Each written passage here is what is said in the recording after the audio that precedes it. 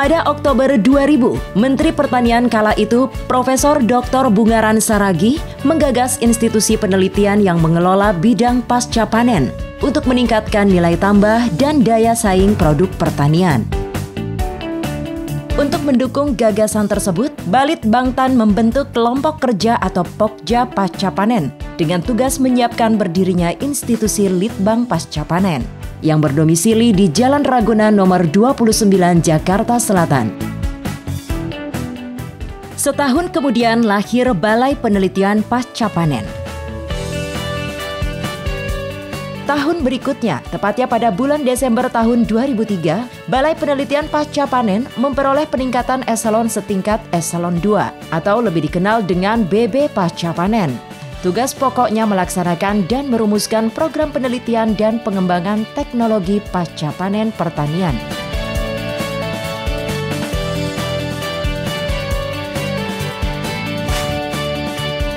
Pada awal tahun 2005, kantor BB Pasca Panen berpindah dari Jakarta ke Jalan Tentara Pelajar nomor 12 Cimanggu, Bogor.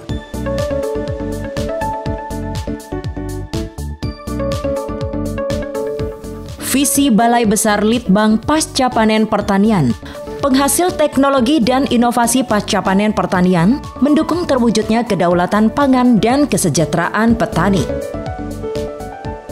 Misi Balai Besar Litbang Pasca Panen Pertanian.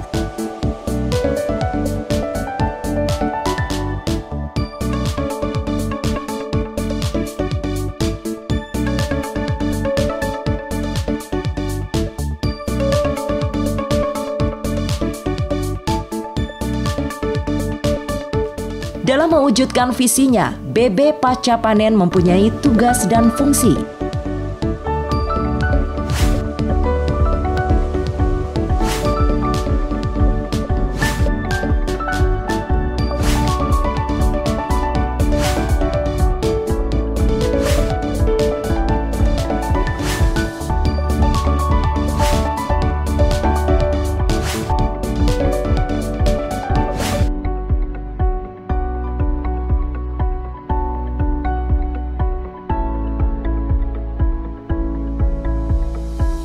BB Pasca Panen memiliki struktur organisasi terdiri bidang program dan evaluasi, kerjasama dan pendayagunaan, hasil penelitian serta bagian tata usaha yang didukung oleh 3 kelompok peneliti yang terdiri atas Kelti Teknologi Biomaterial, Kelti Teknologi Bioproses, serta Kelti Desain Proses dan Biosistem.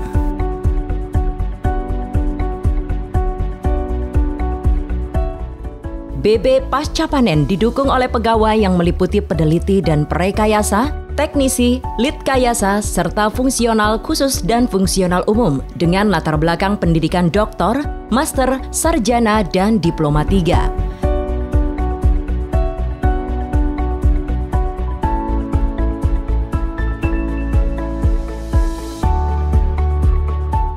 Untuk meningkatkan profesionalisme, setiap pegawai diikutsertakan dalam bentuk training jangka panjang dan jangka pendek di dalam dan luar negeri.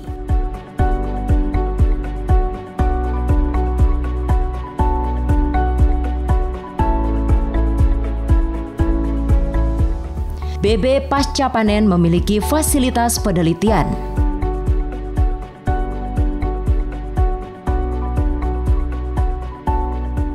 Kemampuan analisis laboratorium yang dimiliki BB Pasca Panen.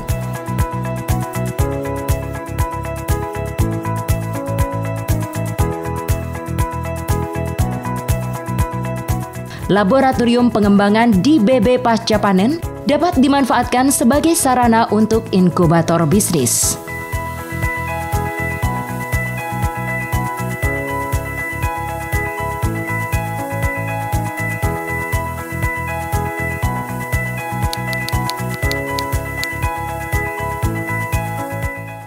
Tantangan pertama adalah masalah ketahanan pangan.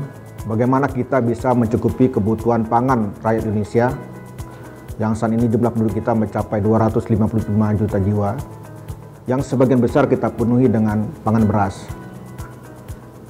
Di sisi lain, luas sawah kita semakin berkurang dengan adanya konversi lahan dan diperparah lagi dengan adanya perubahan iklim yang cukup ekstrim dan ini akan mempengaruhi produksi.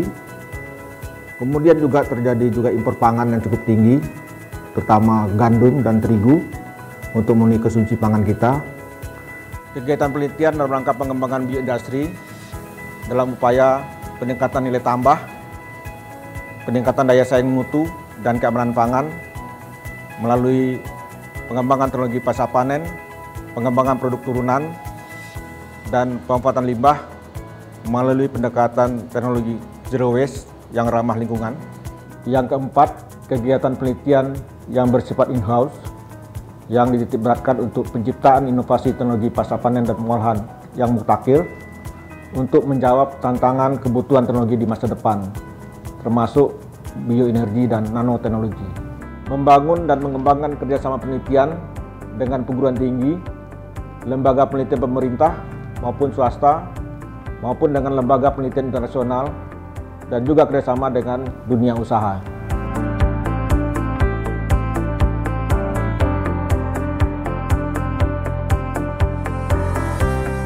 Kegiatan pendayagunaan hasil penelitian menjadi ujung tombak pemasyarakatan inovasi teknologi pasca panen pertanian melalui seminar nasional dan internasional, workshop nasional dan internasional, loka karya, talk show, gelar teknologi, pameran, temu bisnis, open house, bimbingan teknologi atau BIMTEK, kunjungan tamu, gerai inovasi teknologi pasca panen, pertanian, jurnal, buletin, buku, leaflet, poster atau banner, baliho. Media sosial, Facebook gerai pasca panen, Twitter @bb_pascapanen, IG @pascapanen, YouTube. BB Pasca Panen juga memanfaatkan website sebagai sarana diseminasi hasil-hasil pertanian. Selain informasi hasil-hasil penelitian, website ini juga berisi berita aktual seputar pasca panen, serta media interaktif dengan para penggunanya.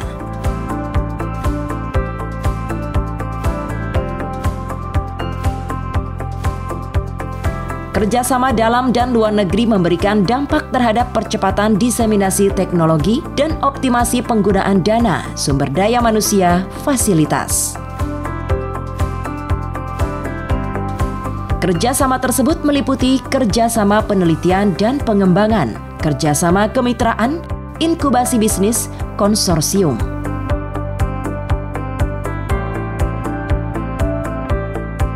BB Pasca Panen telah bekerja sama dalam pengembangan model agroindustri pada komoditas yang prospektif.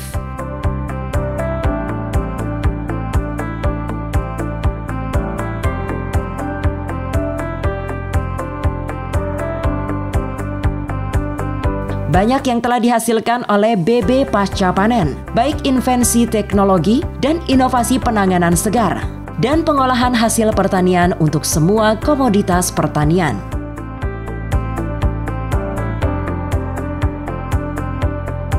Teknologi tersebut sebagian masih dalam skala laboratorium dan sebagian lagi sudah dalam tahap pengembangan atau bahkan diimplementasikan di lapangan, baik sebagai agroindustri maupun komersial, sudah diadopsi oleh pengguna.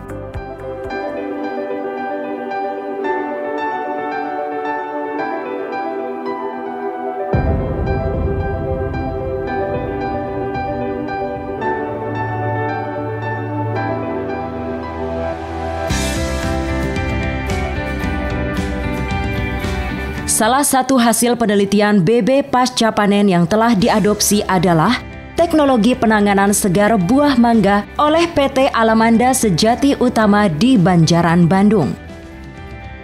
Kami bekerja sama dengan baik dengan pertanian sejak kurang lebih 5 tahun yang lalu. Penelitian yang sudah dilaksanakan adalah manggis dan mangga. Alhamdulillah untuk mangga ini kami sudah melaksanakan trial export dengan laut tahun lalu, di mana hasilnya sangat baik dengan ketika kerusakan hanya 3%. Kenapa kita pakai laut? Karena dengan udara biayanya sangat mahal, sehingga konsumen yang dijangkau akan lebih sedikit. Diharapkan dengan laut ini konsumen yang akan dijangkau bisa lebih banyak dan memperbesar pangsa pasar kita terutama di Timur Tengah. Perlu Ibu ketahui untuk laut ini kita memerlukan waktu kurang lebih 17 hari sejak dari Jakarta untuk sampai ke Dubai, dan kami harap tahun ini kami berusaha untuk melakukan secara ekonomis. Teknologi pengolahan tepung jagung telah diadopsi oleh kelompok wanita tani Purwo Mandiri di Temanggung, Jawa Tengah. Kegiatan kami adalah pertanian juga peternakan. Salah satunya adalah pengolahan jagung yang dibina oleh Badan Litbang Pertanian Bogor. Ya, salah satunya adalah untuk grinding pemilihan jagung antara yang bagus dan yang jelek. Kalau yang bagus untuk pangan dan yang jelek itu untuk pakan ternak. Pemanfaatan tepung lokal seperti talas, tepung mokaf, tepung jagung, dan tepung ganyong telah diadopsi oleh Ibu Dewi Sartika di Bogor. Saya Dewi Sartika, saya pemilik toko Nisda, camilan pangan lokal. Produk yang kami miliki adalah egg roll gluten free, stick mokaf, kembang goyang mokaf, brownies jagung. Produk-produk ini menggunakan tepung pangan lokal, yaitu tepung talas, tepung mokaf, tepung jagung, dan tepung ganyong. Dari mana kami mendapatkan tepung tersebut? Kami bekerja sama dengan Balai Besar Litbang Pasca Panen.